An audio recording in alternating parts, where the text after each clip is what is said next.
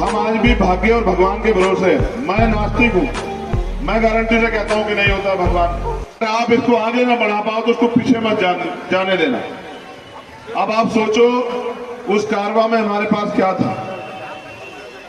ये पूरा लोकतंत्र और संविधान, और उनके जाने के बाद उनके अनुयायियों ने बड़े पैमाने पे प्रयास तो किया लेकिन संविधान को लागू नहीं करा पाए। और आज उनका सपना अधूरा है, कागजों तक रह गया है। हमारा एक ये सामूहिक प्रयास है कि हम बाबा साहब अम्बेडकर के सपने को अपने जीवन में जीते जी अंतिम पायदान तक, सफलता तक पहुंचाकर छोड़ेंगे। ऐसा संकल्प लेके हम लोग अपने घर से निकले। आज गाजियाबाद की इस धरती पे जो कि राजधानी भी है, यह गाजियाबाद आर्थिक राजधानी है हमारी। मैंने देखा जितने संपन्न लोग हैं वो गाजियाबाद में रहते हैं, क्या तो नोएडा में रहते हैं, गाजियाबाद में। ये मेरा अनुभव है। लेकिन अब मैं जो बात आपसे कहने वाला हूं, शायद ये बात आपको चुभ जाए, लेकिन मुझे इससे कोई फर्क नहीं पड़ेगा। अगर मेरे झकझोरने से आप में से 10 लोग भी तैयार होकर काम करने के, तो हो सकता है कि काम आसान हो जाए। देखो 100% समाज है, 95% जानवरों जैसे जीवन में गांव देहात में रहता है और रोटी रोजी के लिए ही अपना जीवन चलाता है। सुबह उठता है तो रोटी के बारे में सोचता है, शाम के टाइम सोता है तो अपने बच्चों की फीस, अपने बच्चों के इलाज के बारे में, खाना कहां से मिलेगा, मकान कहां से मिलेगा, बनेगा, पंखा कहां से आएगा, इन्हीं सब बातों को सोचता है। और ये जो 95% समाज है, ये आर्थिक रूप से सक्षम है। तो जिनका पेट नहीं भरा हुआ है वो सामाजिक आंदोलन नहीं चला सकते। आंदोलन चलाने के लिए आदमी का पेट भरना बहुत जरूरी है, क्योंकि कहते हैं ना कि भूखे पेट भजन नहीं होते। ये जो 5% समाज जो 1950 के बाद संविधान लागू होने के बाद जो तैयार हुआ है, जिसको नौकरी मिली है, जिसको बिजनेस करने का अवसर मिला, जिसके पिताजी नौकरी लगे थे, जिसके पास जमीन आई है, वो 5% समाज जिसका पेट भरा हुआ, अगर वो मिशन नहीं चलाएगा, वो अपने जीवन का समय बाबा साहब अम्बेडकर के आंदोलन को आगे बढ़ाने के लिए नहीं देगा, तो मेरा ऐसा दृढ़ विश्वास है कि बाबा साहब का सपना सपना रह जाए। बाबा साहब ने कहा शिक्षित बनो। शिक्षित बनाने से उनका उद्देश्य ये था कि पढ़ने लिखने के बाद हमारे समाज में सोचने समझने की क्षमता बनेगी। हमारे लोग अच्छा बुरा पहचानेंगे, दो दुश्मन पहचानेंगे और तरक्की का रास्ता भी पहचानेंगे और पीछे जाने का रास्ता भी। लेकिन मुझे दुख होता है कि जब मैं कहीं जाता हूं तो ये देखता हूं कि आज भी बुराइयों को हमारे समाज ने अपने ऊपर जकड़ लिया है। अब हमारे लोग, पैसे वाले लोगों को दहेज चाहिए। अगर उनकी बिटिया या उनका बेटा नौकरी लग गया तो बिटिया क्या तो नौकरी पे हो या फिर पैसे वाले लोग हो। फिर उन्हें बड़ी बड़ी शादियां करनी है, उन्हें शराब बांटनी है, उन्हें तमाम तरह के दिखावे करने हैं। इसको गरीब आदमी फॉलो करता है और बाद में गरीब आदमी उधार करके ऐसा प्रोग्राम जोड़ता है और सारी उम्र उस कर्जे को उतारता रहता है। हमने सीखा क्या है? क्या किसी महापुरुष ने दहेज लेना सिखाया? और दहेज ना मिले तो बेटी को जलाना सिखाया किसी ने? हमारे महापुरुषों ने तो कहा कि महिला ही उन्नति का मार्ग है। जिस समाज की महिलाएं तरक्की करेंगी वो समाज तरक्की करेगा। आप बताओ, हमारे कमेटी के लोग बताओ मुझसे, क्या हमारी कमेटी में महिलाएं नहीं हो सकती है? बताओ, क्या आप ही लोग चला सकते हो मिशन? बताओ, क्यों नहीं हो सकती है महिलाएं हमारी कमेटी में? और क्यों महिलाएं हमारे मंच पे नहीं हो सकती? क्यों महिला मुख्य अतिथि नहीं हो सकती है? और इस देश की आधी आबादी को नकार के आप आंदोलन चला लोगे? कभी नहीं चला सकते। घर चलाने के लिए महिला चाहिए, लेकिन आंदोलन चलाने के लिए बहन बेटी मां नहीं चाहिए। और फिर उनको तैयार भी नहीं करेंगे। उनको एक चीज सिखाते हैं। कल मैं आगरा में था, हमारे सीनियर साथी मिले, कहे कि ये बेटी है, अब ये पढ़ाई इसकी पूरी हो चुकी लगभग।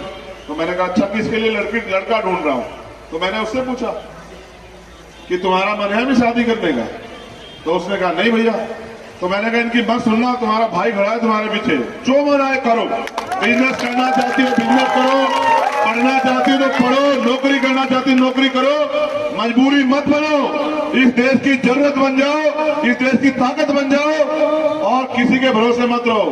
क्योंकि मेरा अनुभव ये कहता है, इस देश में अगर सबसे बड़ा धैर्य किसी के पास है, सबसे बड़ा अगर कोई त्याग कर सकता है, सबसे ज्यादा अगर संघर्ष कोई कर सकता है और अभाव में भी अपने बच्चों के बारे में कोई सोच सकता है, तो वो सिर्फ मां है, महिला है, उसके अलावा कोई नहीं है और दुनिया में उसका कोई तोड़ नहीं।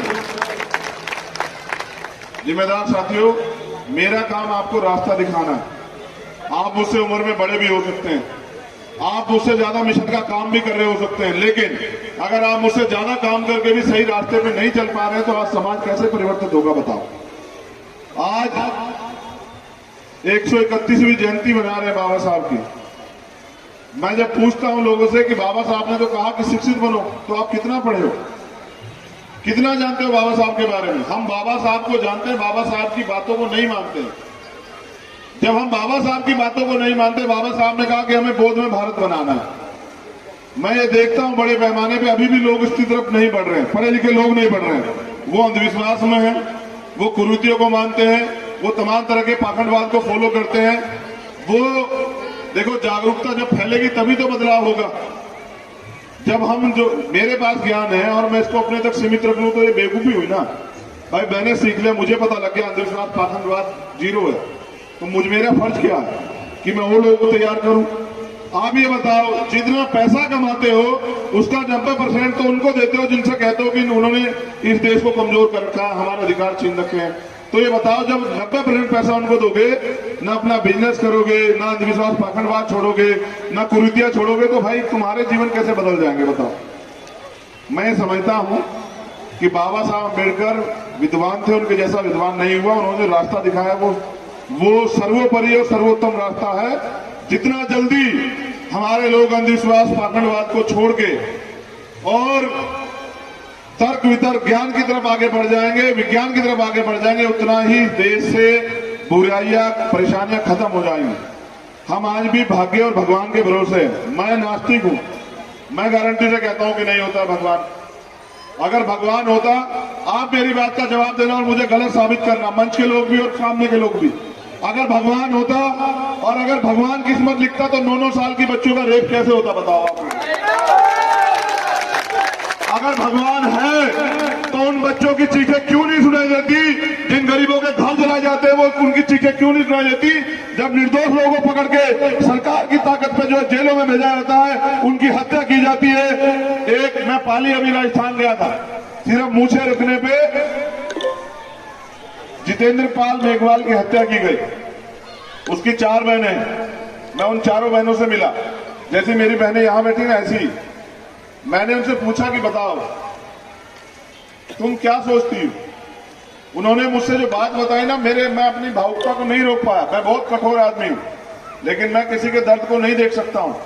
मुझे तकलीफ होती है क्योंकि मैं समाज को परिवार मानता हूं। जब मैंने उनसे पूछा कि बहनों बताओ, तो उन्होंने मुझसे कहा कि हम आपको नहीं जानते थे, वो जितेंद्र हमें दिखाता रहता था आपको, उसने मूछें रखनी आपसे सीखी।